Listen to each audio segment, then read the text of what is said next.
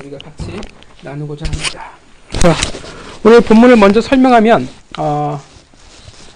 크리스마스가 보통 이 성탄, 예수 그리스도의 탄생이 기록된 게 딱 두 본문이죠. 두 군데. 마태복음과 누가복음 두 군데에 있습니다. 마태는 시작을 어떻게 하냐면 유대의 왕이었던 헤롯과 예루살렘을 배경으로 기록을 해요. 근데 누가는 오늘 본문을 보지만 어떻게 기록하고 있냐면 당시의 세계 지배자, 로마의 지배자인 가이사 아구스로부터 오늘 본문을 시작합니다. 차이가 있죠. 왜냐하면 대상의 차이가 있기 때문에 그래요. 복음서를 이제 쓰잖아요. 그럼 그 읽는 사람 대상의 차이가 있기 때문에 그래요. 마태복음은 주로 누구를 대상에 쓰냐면 유대인들입니다. 이 누가복음은 누구를 대상으로 썼냐면 이방인들. 그래서 이 누가가 나중에 또 어떤 책을 쓰냐면 사도행전을 쓰게 돼요. 철저히 이방을 향해서 쓰여진 책입니다. 그래서 마태복음은 유대로부터 시작을 하고요. 누가복음은 로마, 가이사랴 아구스도로부터 시작을 한다는 것입니다.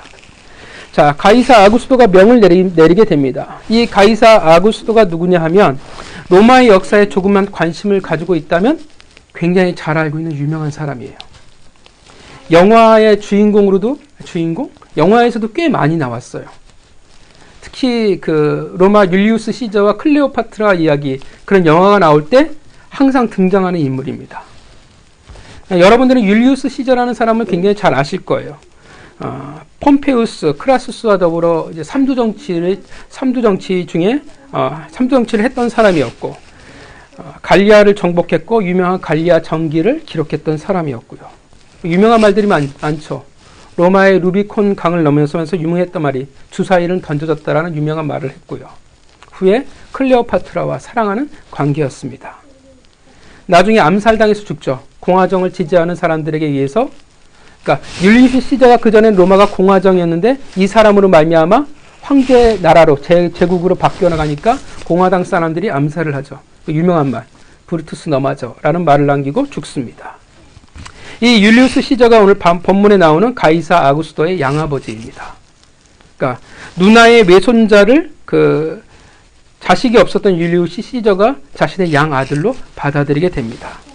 이 사람의 이름이 원래 누구냐면 옥타비아누스예요. 그래서 여러분들이 영화를 잘 보면 이때 율리우스 시저가 죽었을 때가 19살이에요. 그러니까 그 어리고 비리비리한 모습으로 영화의 한 장면에 등장하는 모습, 후계자로 지목하는 모습을 여러분들이 옛날 영화를 보셨다고 하면 잘 찾아보면 있습니다.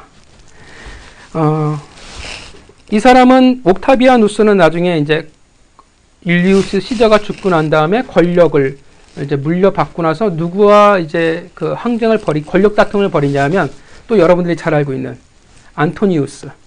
나중에 클레오파트라와 이제 결혼을 하게 되죠. 이 클레오파트라와 결혼하게 되어서 악티움 해전이라는 곳에서 이제 일대 해전을 벌이고, 그리고 그 연합군을 무찌름으로 이 옥타비우스는 명실상부한 로마의 정점에 오르게 됩니다. 그래서 초대 황제가 돼요. 그리고 로마의 전성기를 열었던 인물이었고, 로마의 대부로 불렸고, 41년간 로마의 황금 시대를 열어갔던 사람이 오늘 본문의 아구스도입니다. 가이사 아구스도. 그가 행했던 대표적인 정책 중에 하나가 뭐냐면 로마 속국에 대한 지배력 강화예요. 그 강화를 위해서 뭘 했냐면 인구 조사를 전 속국에 실시하게 됩니다. 당연히 목적은 세금과 효율적인 그런 통치를 위해서였습니다. 예수님의 탄생이 팔레스틴 어느 한 마을에 한정된 이야기 같지만 사실은 어떻게 되냐면 역사 속에 일하시는 하나님의 큰 틀을 보여주고 있다는 것입니다. 그러니까 베들레헴 한 곳의 이야기가 결코 아니라는 거예요. 세상을 움직이시는 하나님, 역사 속에서 일하시는 하나님. 여러분들이 기억하시지만 그 포로 시대 귀환할 때도 어떻게 귀환이 가능했냐면 바사왕 고레스를 하나님이 움직이셨기 때문에 그렇습니다. 그래서 그들이 귀환할 수 있었고, 그리고 성전 건축을 할 수 있었습니다. 오늘 본문의 가이사 아구스도도 마찬가지예요. 예수 그리스도의 탄생은 이 세상의 별개의 사건이 될 수 없다라는 것입니다. 그는 몰랐지만 다 어떻게 돼요? 다 하나님의 섭리가 있었다라는 것입니다. 이로 인해서 무엇이 성취되어지냐 하면 미가 선지자를 통해서 예언되어진 메시아는 어디에서 태어나요? 베들레헴에서 태어난다라는 예언이 성취가 되어집니다. 그리고 이렇게 누가가 자세하게 실명을 들어서 설명하고 있는 이유는 뭐겠습니까? 예수 그리스도의 탄생이 신화가 아니라는 거예요. 보통 종교들을 보면 어떻게 해요? 신화가 많잖아요. 우리나라도 어떻게 합니까? 알에서 태어난 사람들이 굉장히 많잖아요. 신화의 인물이 아니라 역사적인 사실, 실존했던 그 시간 속에서 이 땅에 오셨다라는 것을 설명하고 있는 것입니다. 로마 황제의 명령에 의해 수리아 총독 구레네오에 의해서 인구조사가 실행하게 됩니다. 일부 유대인이 아니라 모든 유대인들이 참여했던 민족적인 큰 일이었어요. 마치 오늘날 우리 구정의 모습과 매우 흡사했을 거라 생각을 합니다. 구정만 되면 우리나라도 어떻게 합니까? 민족 대이동이 시작을 하잖아요. 오늘 본문도 마찬가지로 민족 단위로 움직여지는 큰 일이었을 것입니다. 원래 요셉은 어디에서 살고 있었습니까? 요셉이 살던 곳은 어디예요? 오늘 본문을 잘 보면 나사렛입니다. 갈릴리 나사렛. 너무 잘 알죠? 예수 그리스도가 성장했던 곳이고 왜 예수님이 나사렛이라 불렸는지, 나사렛 예수라 불렸는지, 나중에 후에 가면 나사렛 악마라고 불리우기도 했지만 나사렛에서 살았었어요. 좋은 동네로 평가받지 못한 곳이었고 뭐라고 이야기하냐면 나다나엘이 나사렛에는 선한 곳이 나올 수 없다라고 평가되어질 만큼 소위 오늘날 말하면 할렘가라고 얘기할 수 있을까 싶을 정도로 모든 이에게 인정받지 못하던 지역이었습니다. 이 나사렛에서 요셉은 다윗의 집 족속이므로 어디로 가게 되냐면 베들레헴으로 가게 됩니다. 베들레헴의 이름의 뜻은 여러분이 잘 아실 거예요. 떡집이라는 이름의 뜻을 가지고 있습니다. 오늘날 우리나라로 치면 병점하고 매우 유사한 뜻이 있죠. 예루살렘에서 거리가 8km예요. 근데 나사렛으로부터 거리가 베들레헴은 몇 킬로냐면 145km입니다. 혼자 여행을 가는 거라면 145km라고 하면 좀 무리해서 하루 걷는다면 40km씩 따진다면 4일 정도면 충분히 도착할 수 있는 거리죠. 물론 이제 지형에 따라 좀 다르긴 하겠지만 혼자 가면 이 거리도 사실 괜찮아요. 그런데 왜 함께 갔는지는 모르겠지만 마리아가 있다라는 거예요. 막달이죠. 이제 곧 아이가 나올 그때가 된 임산부를 데리고 145km 여행을 떠났다라는 것 자체가 사실 대단한 것입니다. 여러 가지 설이 있어요. 왜 그랬을까? 어떤 이는 마리아와 요셉이 말씀을 잘 알았기 때문에 그 말씀을 성취하기 위해서 베들레헴에 갔다라는 말도 있고요. 사실 저는 그렇게 설득력은 없어 보여요. 사람이 그렇게 대단한 존재인가 싶기는 하고요. 또 하나는 사실 마리아가 우리 입장에서 보면요 대단한 사람이죠. 근데 그 당시 유대인들의 입장에서 보면 마리아는 어떤 사람이에요? 그렇죠. 쳐맞아 죽을 나쁜 년이에요. 그래서 요셉이 마리아를 집에 두고 갈 수 없었다라고 보는 경우도 있습니다. 근데 저는 이게 더 설득력이 있는 것 같아요. 혼자 두고 가면 어떠한 위협이 있을지 모르기 때문에 진짜 막달인, 산딸이 된 아내를 데리고 그 먼 길을 떠났다라고 생각을 합니다. 사실 대단해요. 그리고 매우 힘들었을 시간이었다고 생각합니다. 하나님의 은혜가 있었고 어떻게 도우셨을지는 모르겠지만 은혜가 있었어도 매우 힘든 여정이었을 것입니다.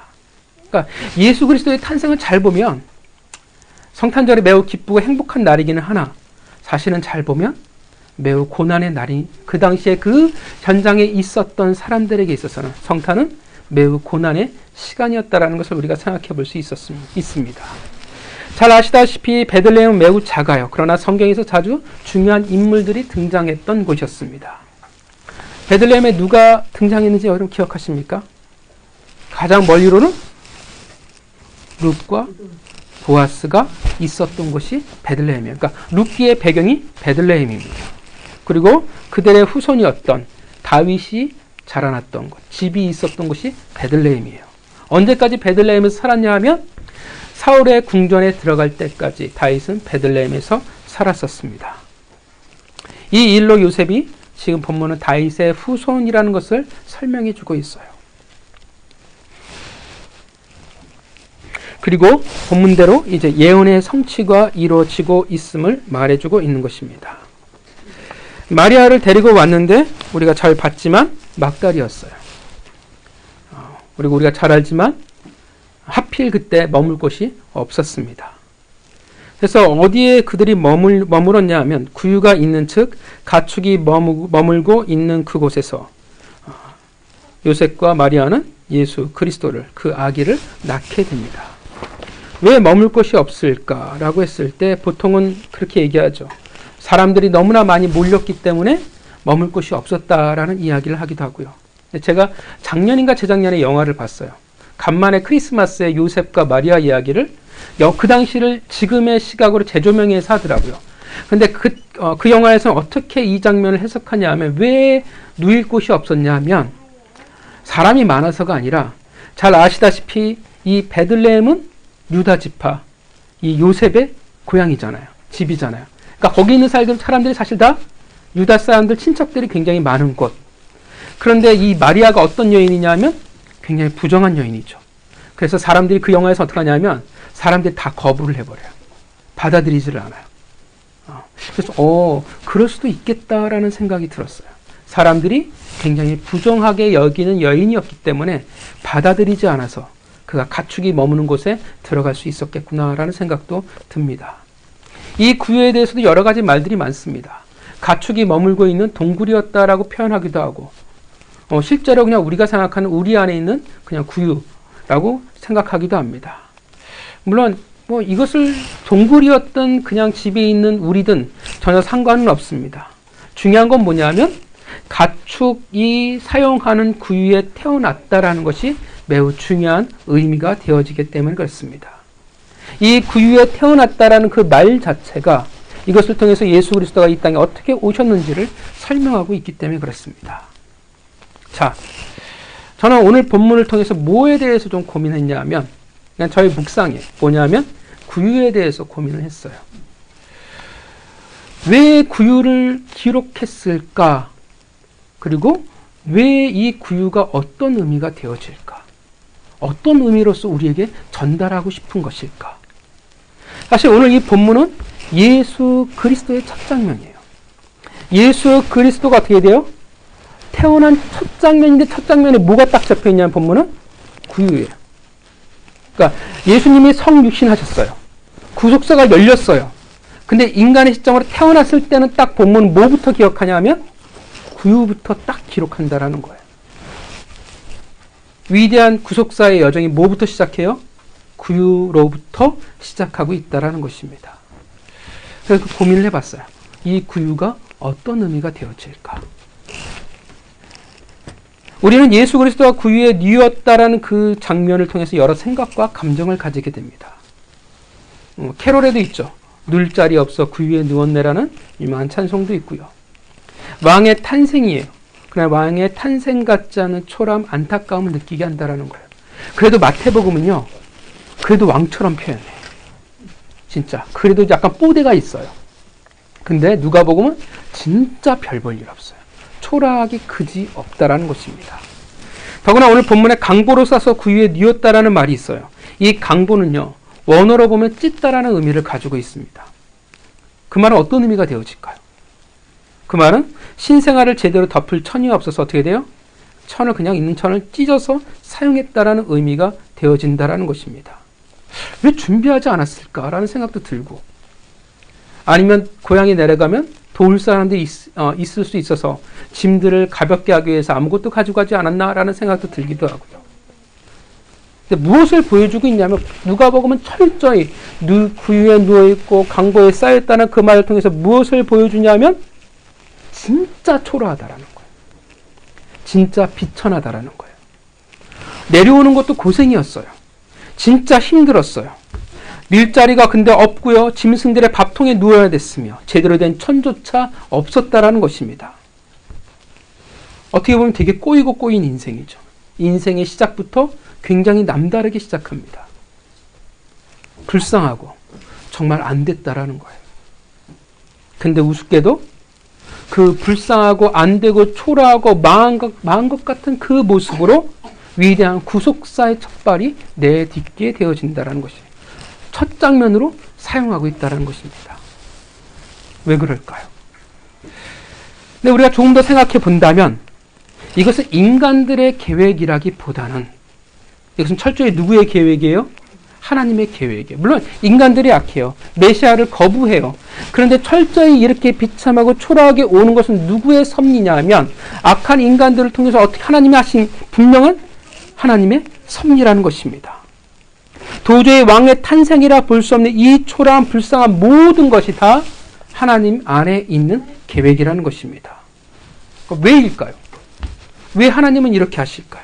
이 모습을 통해서 예수 그리스도의 사역 혹은 그 신앙의 여정을 미리 우리에게 보여주시기 위함이라는 것입니다. 이 한 사건으로 구유라는 그 단 한 단어로 단번에 우리에게 보여주고 있다는 것입니다. 유대인들이 꿈꾸던 메시아는 어떤 메시아였습니까? 진짜 이 땅의 왕이죠. 군림하는 자, 다스리는 자, 통치하는 자, 진짜 다윗의 후손으로서 적들을 무력으로 정복해버리고 예루살렘에서 이 땅을 다스릴 정치적 메시아, 그 파워풀한 왕을 기대했다라는 것입니다. 그런데 하나님이 이 땅에 보내신 메시아는 이 세상이 보는 왕과 전혀 다른 모습일 것이라는, 그리고 군림하는 자가 아니라 어떻게 해요? 철저히 낮고 낮은 왕이라는 것을 말해주고 있다는 것입니다. 어떤 왕입니까? 섬기는 왕이에요. 어떤 왕이에요? 그 섬김을 위해서 죽기까지 하나님에게 충성하기 위한 메시아라는 것입니다. 그 낮아짐, 그 비천함, 섬김, 그리고 하나님에게 죽기까지 순종함으로 이 땅의 구원을 베푸실 자라는 것입니다. 그러한 왕이라는 것을 설명해 주는 거예요. 그리고 이것이 예수 그리스도의 길을 따르는 자들, 그 신앙의 여정, 그리고 그 제자의 길이라는 것입니다. 그것을 가장 극단적으로 보여주는 사건이 뭐예요? 오늘 본문에 구유예요. 그리고 인생의 마지막으로 극단적으로 또 보여주는 사건이 뭐냐 하면 십자가예요. 인생을 어떻게 시작해요? 구유로 시작해서 십자가로 마무리한다라는 거예요. 공통점이 뭡니까? 낮아져요. 비천해요. 초라해요. 그런데 죽기까지 충성을 해요. 이게 예수 그리스도의 시작과 끝이라는 거예요. 구유와 십자가라는 것입니다. 그래서 이 구유는 특별한 의미를 가지게 됩니다. 하나님의 특별한 어떻게 돼요? 계획과 하나님의 의도를 가지게 된다는 것입니다. 단지 구유라는 장소적 의미만 아니라 그의 탄생, 그가 어떤 왕인지를, 그리고 어떤 신앙의 여정을 걷게 되는지를 본문은 구유라는 한 단어로서 우리에게 설명해주고 있다는 것입니다. 그리고 그것이 뭐냐 하면 바로 우리의 신앙의 여정이라는 것입니다. 믿으십니까? 물론 구유라고 해서 물론 그를 따라 살아가는 것이 다 우리가 불쌍해져야 됩니까? 다 우리가 초라해져야 될까요? 다 비천해질까요? 아니요, 그것을 말하는 게 아니에요. 그럴 수도 있지만 더 중요한 건 뭐냐면 거기까지 낮아지고 거기까지 어떻게 돼요? 충성할 수 있고 거기까지 순종할 수 있다라는 것입니다. 예수님이 이 땅에 성육신하신 놀라운 사건, 우리 입장에서 보면 신비예요. 우리 입장에서 보면 분명히 은혜입니다. 그러나 당사자의 입장에서 보면 이것은 어떻게 돼요? 이거 신학적으로 뭘 성육신을 뭐라고 표현하냐면 비천함이라고 표현해요.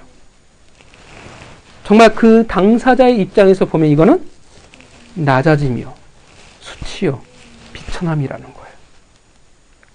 그런데 예수님은 순종한다는 것입니다. 그냥 왕이 아니잖아요.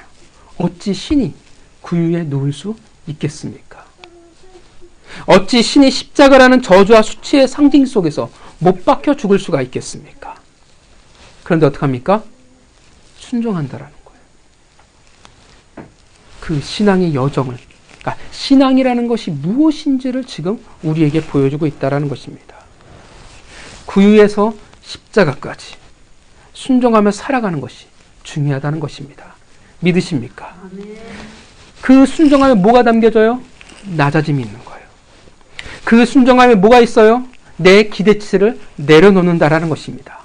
그것을 내려놓은 것만큼 내가 순종한다라는 거예요. 이 세상의 기대치를 충족하기 위함이 아니라 누구의 기대치를 충족하기 위해 살아가냐 하면 하나님의 기대치를 충족하기 위해서 살아가고 있다라는 것입니다. 그리고 그렇기에 사실 모든 성도들은, 그의 자녀들은, 제자들의 삶은 구유에서 십자가로 이어져 가는 것입니다. 그 뜻에 살아가는 거예요. 그것에 순종하며 살아가는 것입니다. 때로는 어떡합니까? 이해할 수가 없죠. 우리가 받는 인생의 그 낮아짐과 고난을 우리가 이해할 수 있을까요? 없어요. 물론 내가 잘못해서 스스로 벌어들인 대가라 할지라도 우리는 그 대가조차도 잘 인정하지 않습니다. 받아들이기 어려워요. 우리가 싫어요. 그러나 고난일지라도 그 뜻이라면 순종한다라는 것입니다.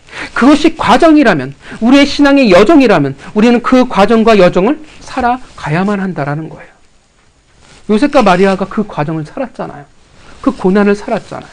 얼마나 많은 수치를 당했습니까? 얼마나 많은 생명의 위협을 느꼈겠습니까? 얼마나 많은 위협이 있었으면 그 막달의 아내를 어떻게 돼요? 데리고 근먼 146km의 길을 떠나야만 했을까요? 억울하지 않았을까요? 요셉과 마리아가 마냥 찬양하고 마냥 감사했을까요? 얼마나 힘들었을까요? 얼마나 많은 눈물을 흘렸을까요? 얼마나 많은 상처가 있었을까요? 예수님도 힘들었는데. 어떤 목사님은 그러시더라고요. 진짜 유명한 목사님이에요. 단지 대형교회 목사님이 아니라 많은 사역자들에게 존경받는 진짜 말씀을 가지고 사역하시는 목사님이 계세요. 그분이 이제 거의 은퇴하실 나이가 됐는데 20년간 우울증 약을 먹으며 살았대요. 잠 안 오는 약을 먹고 살았대요. 보통 목사님이 그러면 안 되잖아요. 항상 화평하고 감사하고 모든 어려움이 있어도 괜찮아야 되잖아요. 근데 그 20년간 그 약을 먹으며 살아갔다고 얘기하시더라고요. 처음에는 억울함. 내가 왜 그럴까? 내가 이렇게 힘들었까? 그럴 때가 있잖아요. 우리가 감정적으로 힘들고 어려울 때, 잠 안 올 때 어떻게 돼요? 감사하고 찬양하게 되나요? 보통 아니잖아. 우리가 보통 땅굴을 파기 시작하나요? 감정에 꼬리꼬리 물고 내가 옛날에 잊어버렸던 상처받은 것까지 쭈루루룩 다 기억하기 시작하잖아요. 곱씹고 아파하고. 처음엔 그 깨어있는 시간 동안 잠들지 못한 시간 동안 계속 그것을 생각했대요. 근데 언제부턴가 깨어있지 못한 시간 동안 생각이 바뀌기 시작하더래요. 이게 조금씩 내 밑바닥을 보기 시작하고 그러함에도 불구하고 내가 이렇게 살아갈 수 있다라는 것. 남들이 보면 목사가 왜 잠 못 잡니까? 라고 이야기할지 모르지만 그 잠 못 자는 시간 동안 인생을 다르게 보기 시작했다라고 이야기를 하더라고요.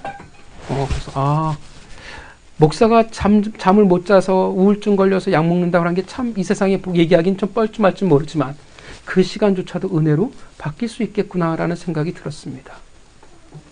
우리는 고난을 잘 몰라요. 이해할 수 없고 받아들이기 어려워요. 그러나 순종은 믿기에 자신을 꺾는 것입니다. 믿으십니까? 꼭 구유와 그 십자가라는 게 불쌍해져야 된다, 망해야 된다, 어려워진다라는 걸 포커스로 두고 있는 게 아니에요. 그러함에도 불구하고 순종한다라는 거예요. 그러함에 어떤 상황 속에서라도 자신을 내려놓을 수 있다라는 거예요. 부자가 될 수 있잖아요. 성공할 수도 있잖아요. 성공한 그리스도인들도 얼마나 많아요. 세상에 부러워할 만한 수많은 일들을 이뤄낸 그리스도인들이 얼마나 많은지 모릅니다. 그런데 그게 중요한 게 아니에요. 어떠한 상황 속에서라도 자신을 내려놓을 수 있고 순종할 수 있다는 것입니다. 자신의 자신의 타당함을 내려놓고 가야 하는 것을 말하는 것입니다. 이 세상의 기대치가 우리의 기준이 될 수 없습니다. 그런데 이게 참 인간은 잘 안 돼요. 죽어도 잘 안 돼요. 그래서 때로는 하나님은 예수님처럼 우리를 비천하게 만드시기도 하고요. 예수님처럼 고난을 통해 그렇게 만들어 가시기도 한다라는 것입니다. 왜냐하면 그 과정을 겪어야 어떻게 돼요? 그게 사실 진짜기 때문에 그렇습니다. 그 과정을 두신 거예요. 구유에서의 그 십자가, 그 신앙, 제자의 길을 걸을 수 있게 하기 위한, 그러기 위해서 우리에게 주시는 것이라는 것입니다. 구유와 십자가의 우리 여정을 살아가기 위해서는 우리는 낮은 자가 되어야 합니다. 우리는 섬기며 살아가야 하는 것입니다. 그렇게 우리는 순종해야만 합니다. 이 세상에서의 성공, 높아짐을 꿈꾸는 자들이 바로 세상이에요. 세상은 그것이 목적이에요. 목표예요. 더 높아져야 돼요. 더 위대한 사람이 되어져야 한다는 것입니다. 그래서 세상은 하나님을 잃어버린 자는 다 어떻게 돼요? 바벨탑의 후예예요. 쌓고 또 쌓아서 하늘까지 이르자. 그런데 우리는 반대라는 거예요. 예수 그리스도의 제자들은, 하나님의 자녀들은 반대로 가야 돼요. 세상은 높아져야 되는데 우리는 어떻게 돼요? 낮아져야 돼요. 예수님이 줄창 뭐라고 말씀하셨어요? 천국의 소자, 낮아짐, 섬김을 말한다라는 것입니다. 힘든 싸움이죠. 원치 않는 싸움, 원치 않는 거예요. 예수 그리스도의 제자들의 다툼이었어요. 누가 큰 자입니까?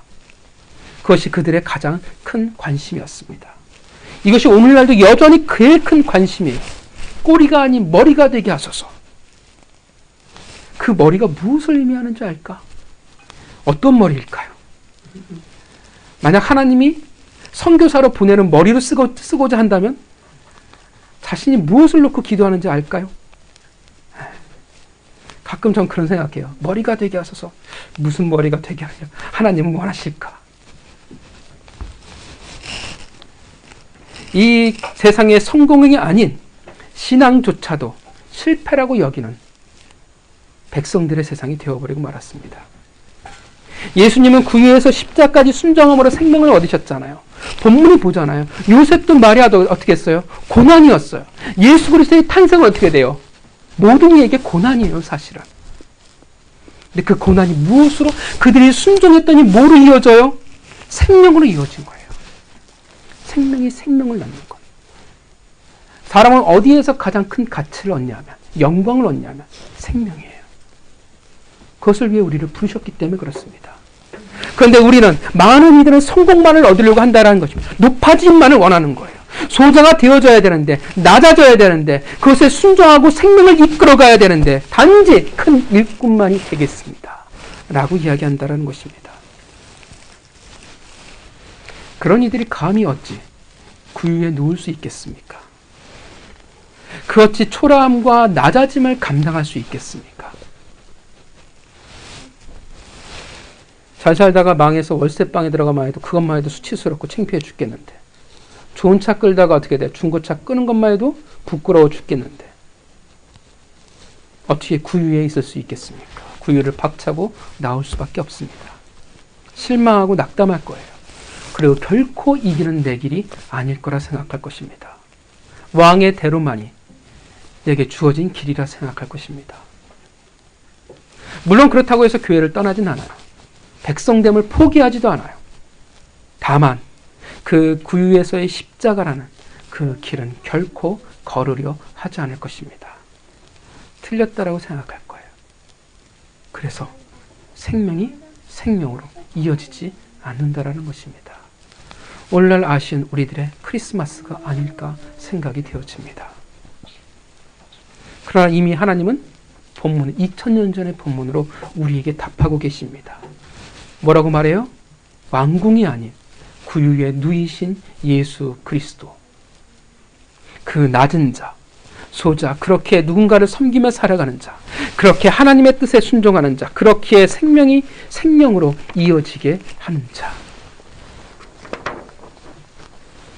오늘날 분명 크리스마스의 의미가 퇴색해져 가고 있습니다. 안타깝습니다.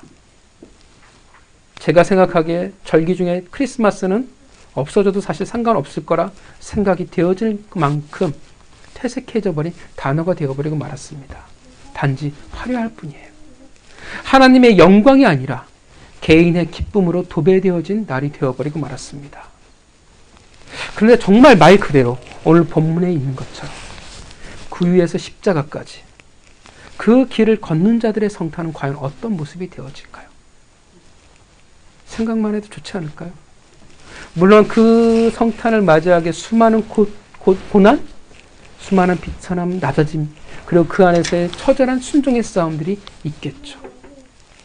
그러나 낮아지기까지 그렇게 순종하며 살아갔던 자들, 그렇게 섬기며 살아가는 자들의 크리스마스는 분명 이 세상의 크리스마스와 다를 거라 생각이 됩니다. 구유에서의 십자가가 결코 부끄럽지 않은 자들의 크리스마스, 그것이 우리의 크리스마스가 되어지기를 바랍니다. 그것이 여러분의 것이 되어지기를 바랍니다. 예수 그리스도의 탄생이 그랬듯 낮아지기까지 순종할 수 있는, 누군가를 섬기며 순종할 수 있는 여러분들이 되어지길 원합니다. 때로는 그 고난이 싫죠. 아픔이 싫죠. 눈물이 싫죠. 그러나 그것으로 말미암아 누군가의 생명으로 이어지기를 소망합니다. 순종이라는 것이 꼭 기쁘다라고 말할 수는 없어요. 순종이 기뻐요, 행복해요라고 하면 성자입니다. 아마 그 사람 머리에서 뭔가 빛이 반짝반짝할 것 같아요. 제가 생각하기에 인간은 그럴 수 없을 것 같아요. 행복에 겨워서 낮아지고 섬기지 않을 수도 있습니다. 그러니까 순종하라고 이야기하겠죠. 저 사람에게, 저 인간에게만큼은 제가 섬기기 싫습니다. 이번만큼은 낮아지기 싫은데 그럴 수도 있다고 생각해요. 그러나 하나님이 더 중요하기에 그럴 수 있다라는 것입니다. 하나님을 더 사랑하기에 우리는 순종할 수 있습니다. 사랑하는 성도 여러분, 구유에서 십자가까지 예수 그리스도의 그 여정이 우리 안에 살아 숨쉬기를 바랍니다. 그리고 진짜 그런 크리스마스를 순종하기에 생명으로 이어져가는 크리스마스를 기념할 수 있는 교회가 우리가 되어지기를 바랍니다. 이제 한 주간 남았어요. 2017년에 이제 마지막 한 주간이 시작이 되어집니다. 그 여정에 예수 그리스도의 여정에 끝까지 동참하시기를 바랍니다. 함께 하시기를 바랍니다. 그 구유에서 십자가까지 낮아지고 섬기기에 순종하는 성도 여러분들이 되시기를, 그러기에 생명이라는 위대한 영광과 축복이 여러분들에게 있기를 주님의 이름으로, 크리스마스의 이름으로 여러분들에게 축원합니다. 같이 기도하겠습니다.